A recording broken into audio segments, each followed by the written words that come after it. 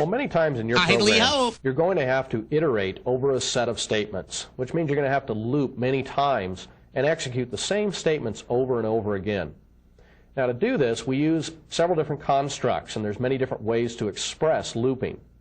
We can use a do loop with a while, or a do loop with an until, and there's even an older format called while and when. Let's take a look at these first.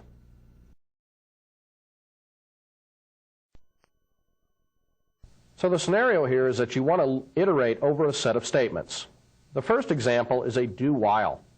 Now in this case, I'm going to declare int number as an integer. I'm going to go ahead and clear the current form. And it's CLS is the same as saying me.cls. I'm then going to set int number equal to 1. So I'm going to initialize it to 1. We're now going to do while int number is less than 10. So this says to do this set of statements that are contained between the do and the loop statement. Do this until while int number is less than 10. So we say print int number.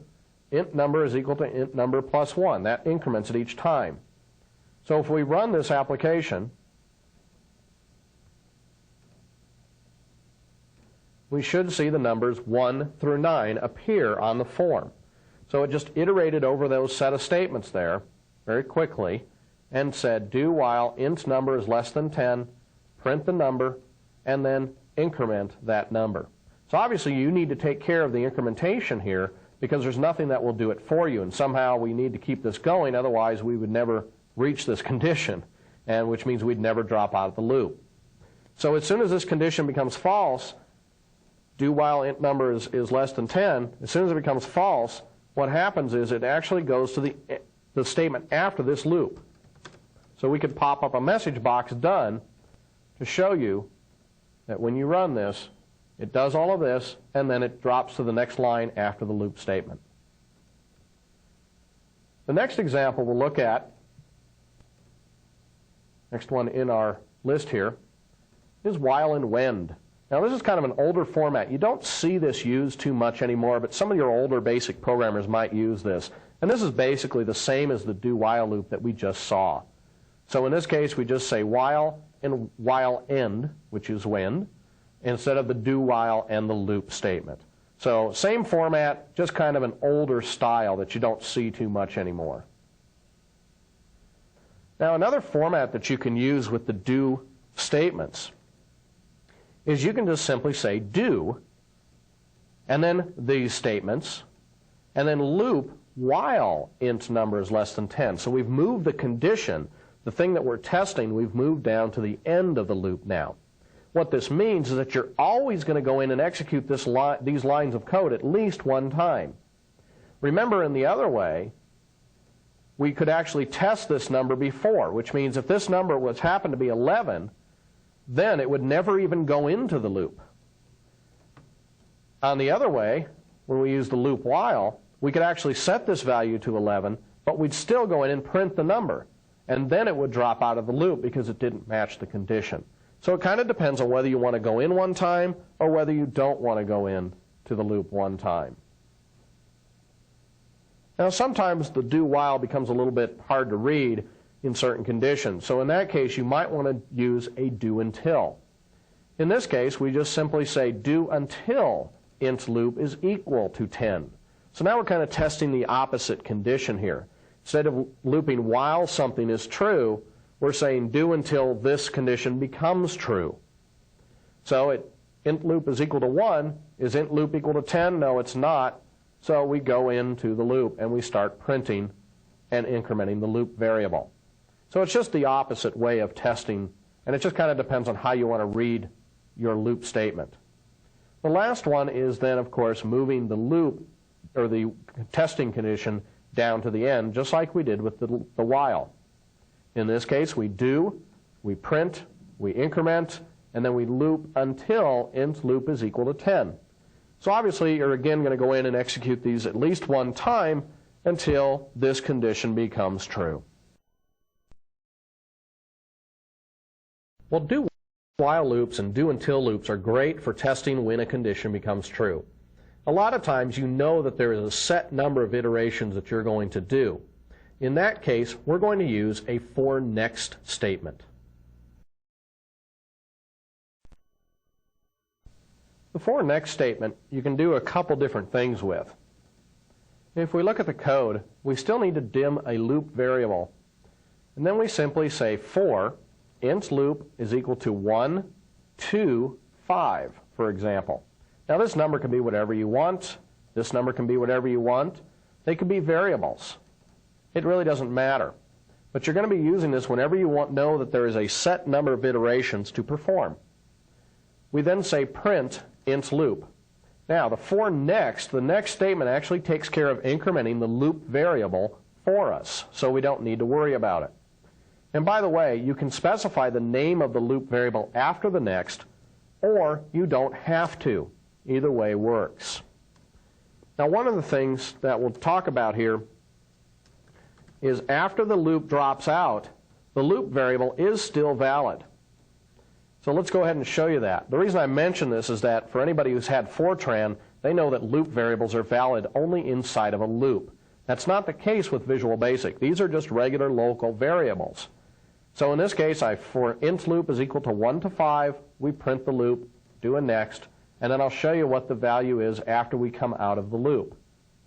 So when we run this, it goes 1, 2, 3, 4, 5, just like we'd expect, and then the int loop value is equal to 6 at this point. So it is still a valid value.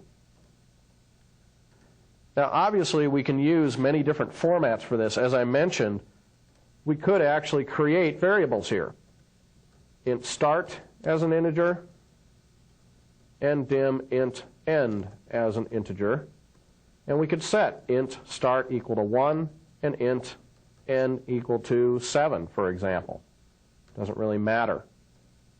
And then we can use a format like this. So once again, if I were to run this,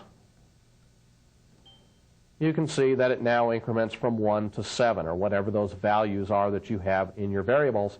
And of course, the value afterwards is an 8. So many different formats that you can use with the for next statement.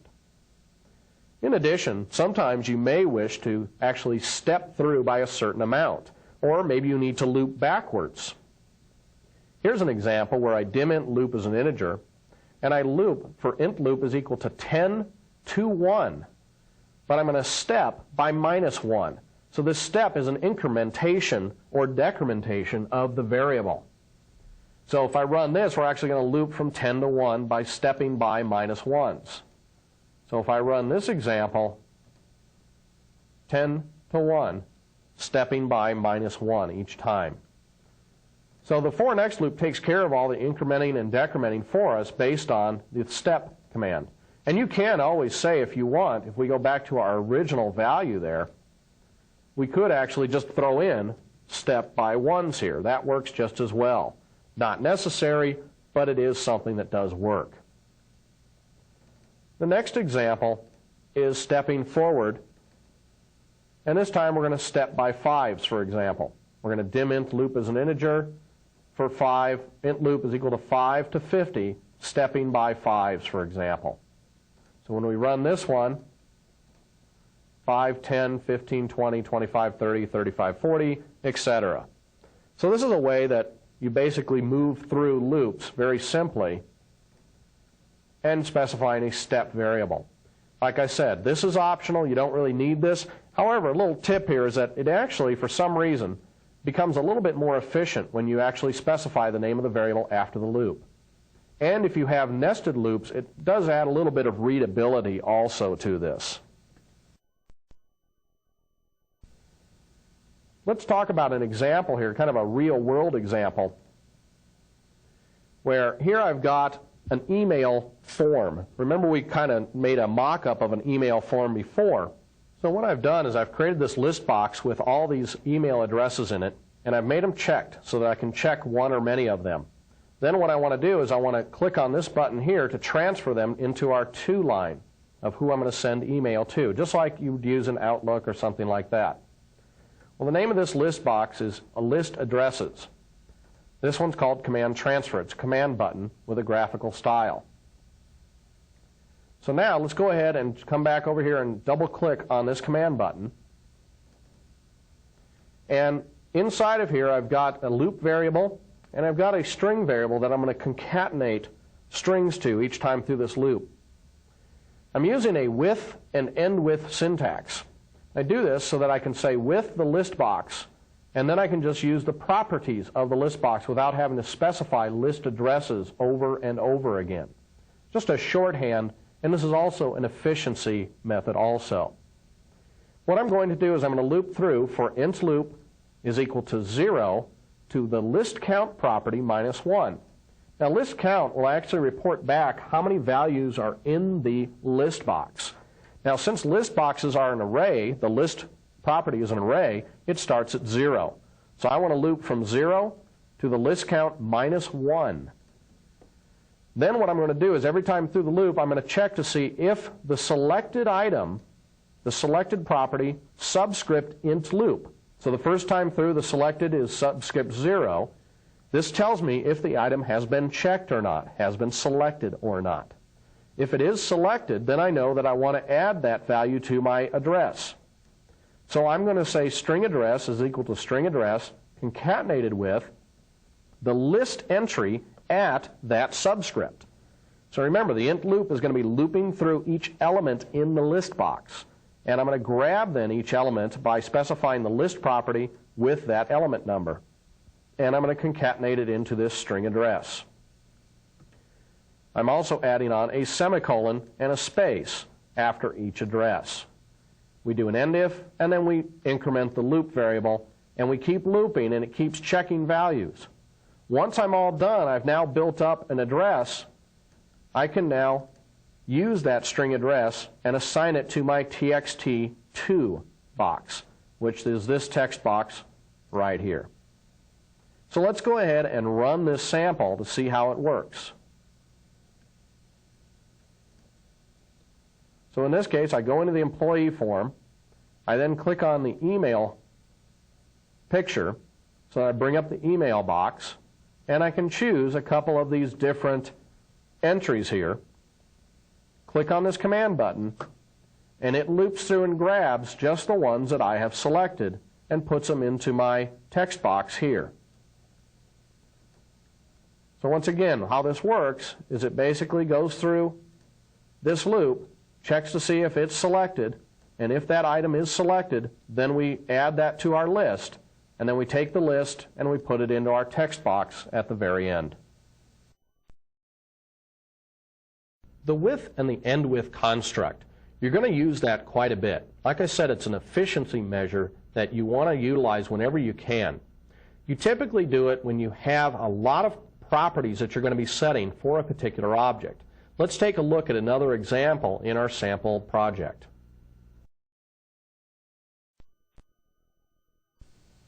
Under the with and end with button on form main, if you bring up the form main, you can see that what I've done with the form employee 1 is before I display this, I want to set the top equal to 0, the left equal to 0, the caption property equal to with end with example, and I want to set the window state equal to maximized.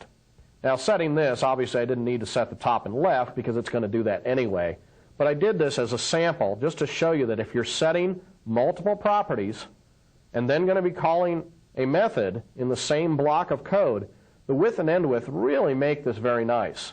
Because if I didn't do that, I would actually have to specify form employee over and over again.